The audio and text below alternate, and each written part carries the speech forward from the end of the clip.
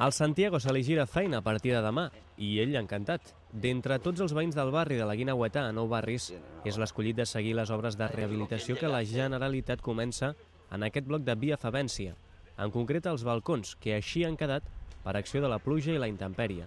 És l'últim de 3 edificis construïts als 60 que necessita impermeabilitzar terrasses i reparar baranes per eliminar el rovell acumulat. Porque claro, no se usaban los materiales de ahora y luego tampoco se ha tenido mucho cuidado en mantenimiento, ¿sabes?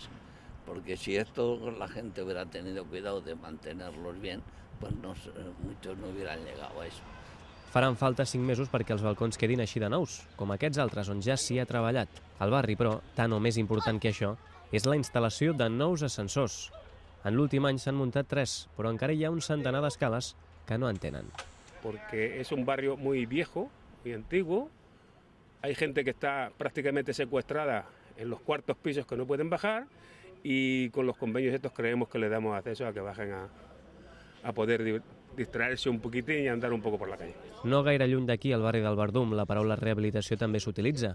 Aquesta vegada per restaurar façanes i impermeabilitzar cobertes. Alguns ja s'han acabat, però no ho semblaria veient els cables de l'electricitat i el telèfon encara despenjats. Como bonito, muy bonito, pero muy bonito si lo acabasen de acabar entero, o sea, si acabasen la obra. O sea, esto aquí me doy cuenta yo que hacen como una obra nueva.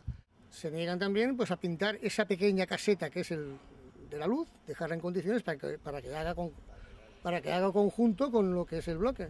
Pues no, esto como dicen que es de la compañía de la luz, pues que la compañía de la luz es la que tiene que hacerlo, o sea, un desmadre. Posar en ordre el clavegueram és també una demanda dels veïns. Asseguren veure sortir rates cada dia per forats com aquest, cosa que esperen resoldre ara en una reunió amb l'Ajuntament.